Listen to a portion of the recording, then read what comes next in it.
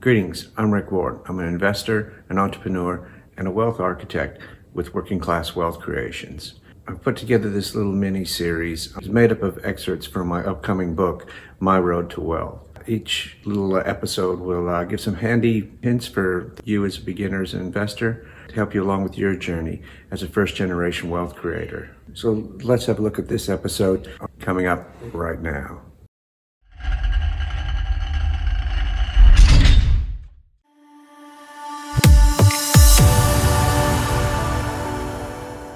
Okay, I want to widen my experience. I see this investing really works. I can make more money in one deal than I can make in a year of working for wages.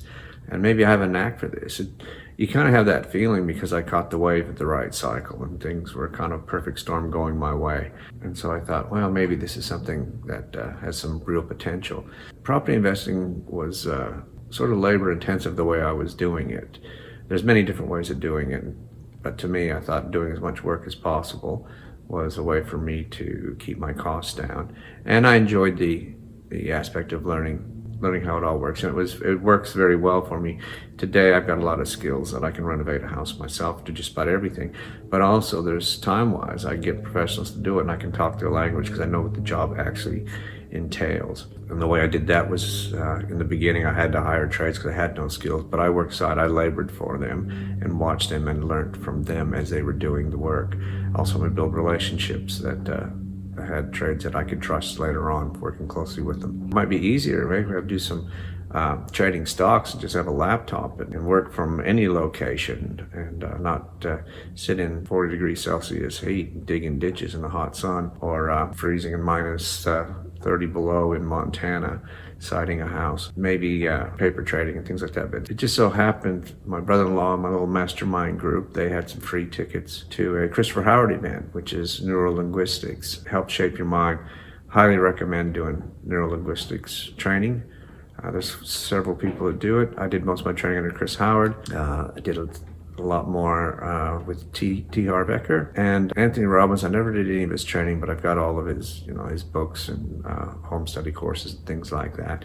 Tony is almost more of a magician. He does the effects on you, but I found Christopher Howard and T. Harv Eker actually giving the mechanics behind it, particularly Chris Howard, the mechanics of how it actually works. And so that was really good for training the mind. But at this initial Chris Howard event, there's a lot of these things that got free weekends, or 2-hour courses, things like that. They don't cost you anything. You're not losing anything. Go spend your time and you get a lot of education out of that. But out in the lobby of this course was a stock course, a place called Stock Course, and they trained you how to trade stocks. And I got chatting with them, and yeah, it seemed like just exactly what I needed. You got this DVD set with all this training of all the different types of strategies for dealing stocks. So yeah, I bought the course. I had a bit of extra cash flow for my successful property investing. Yeah, I watched all these DVDs over and over again, and there's quite a few, and it really made an impact. Not only did it teach me how to trade stocks, how the language went, but a lot of the principles of investing are the same, whether you're a stock trader or a property trader. There's a lot of crossover, so it really gave me a depth of knowledge and language around investing, which helped my property investing a great deal. So when I read stuff, the books that I read earlier, I didn't get that much out of them. I thought I was getting a lot out of them, but once I had a better understanding, I understood the language better, there was a whole new depth of material. So I go back and reread some of the things I read before, and I got a lot more out of them. So I did stock trading, and then I did paper trading with that. Through that, I needed a broker to sort of help us with that, and they had access to their broker who was in America. It was in Florida, Orlando, Florida, and that's a long ways away. But I really loved the way the course was set out, and it was really easy to follow. So I talked to this broker, and I set up an account with them. I didn't have to provide any money. I just set up an account with them. They'd help with trades. I'm doing trades. I had questions. I could call them. They would give me some more information, and I could go back to my DVDs and watch this part. And so I learned how to trade, and I did paper trading. Did exceptionally well out of it. Again, I made, on paper, I made about as much money in 6 weeks as I'd make in a year. What I didn't really fully understand at the time was, again, it was an up market and it was perfect conditions. So it was kind of hard to lose money, really. You got a false sense of security there. And so then I started trading with real money, and I did that for a while. I was still doing the odd property, but I was doing more and more of this and learning how to do this and trying to master this and reading books around that and more courses. I was reinvesting the money I was making from property into my education of wealth creation and sampling. Once I learned the technical side of things, and I'd actually tried. I would trade CFDs, I would trade options trading, stock trading, commodities. I tried a bit of everything until I got an understanding of what suited my, called investor DNA, what really makes you an investor, what really ticks with you. And I lost a lot of money doing that because this trial and error stuff, and even though the course sounds very simple, or you read the book and, oh, that makes perfect sense, and you do it, then all of a sudden you're losing money. You can't figure out, well, this option, the stock's going up, but my option's going down. Why is that? That shouldn't work that way. And over time, I did learn how it all worked. In the end of the day, I found out that I'm not a good paper asset investor. I'm a bit too creative for that. I always got a better idea. I don't want to sit in front of a computer all day. If you want to be a day trader or whatever, you basically got to be in front of the computer every day. Now, granted, that computer can be anywhere in the world. You can sit on a beach somewhere, but still, you got to be locked into it and watch it all the time. That didn't really suit me. What I wanted to be able to do is to go to Antarctica for a month, do something where I could be away from. Property's very slow. I finish a deal, it's done, it's going to just manage, nothing's going to happen with it too much. Well, I'm off doing whatever and I come back to it. So I saw that worked for me. I like working with my hands more physically. Dealing with people, you don't deal with a lot of people in stock trading. The paper trading I did very well at, but when market conditions got bumpy, I didn't have the skills to really deal with that.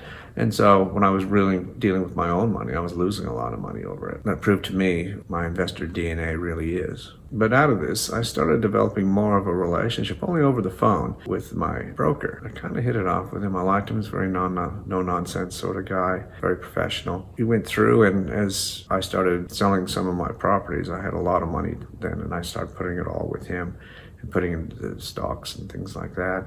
And he managed that because I realized by then that that's not my forte.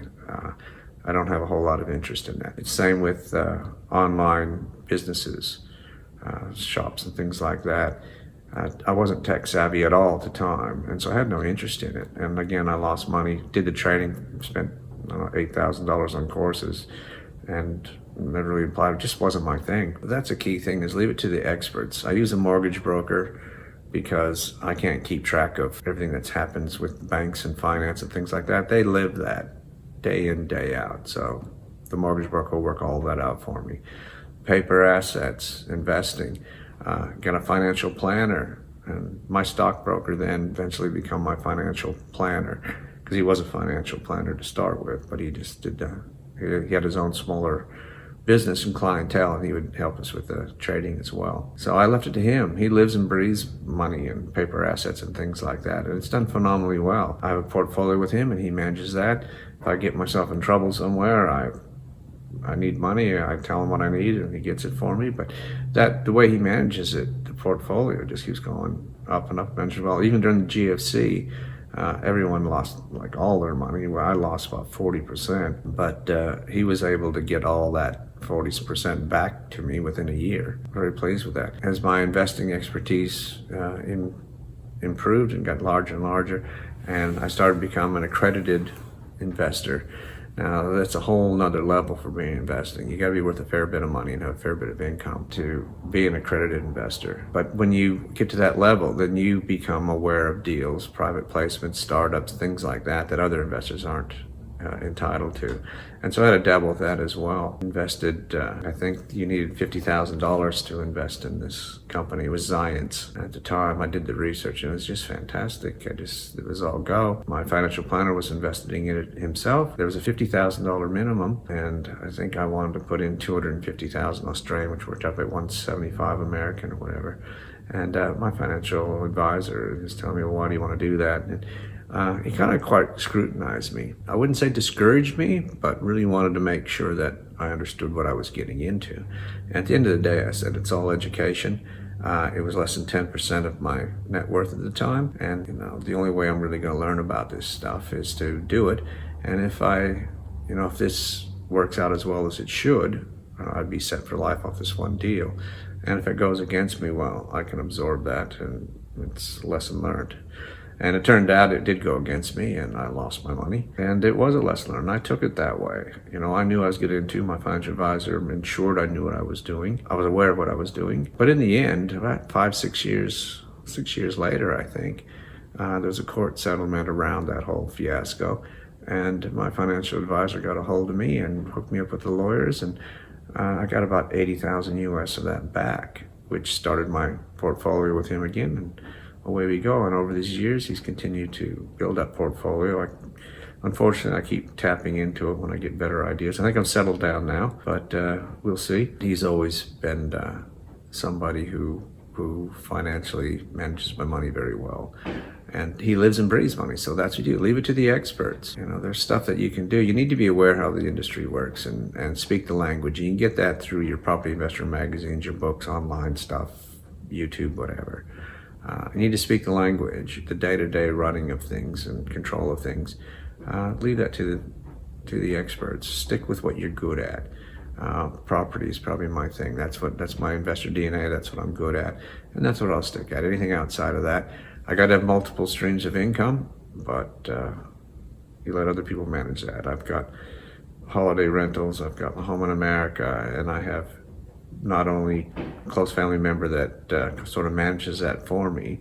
The day-to-day operations of that investment are handled by a large organization, and they do all the details. I'm just kind of the general on the battlefield. I got lots of people out there working around there, but they're all experts in their field. I stick at what I'm good at, and I hire people to do what they're good at. Well, I hope you found those tips helpful, and if you did, give me a thumbs up. This comes from an excerpt of my video book, My Road to Wealth, so look out for that. This is the kind of content that you're interested in how to create, manage, and retain your first generation wealth. I encourage you to subscribe to this channel, and you can contact me directly on my email, workingclasswealthcreations@gmail.com, or you can follow me on my social media, Facebook, Instagram, Twitter, LinkedIn.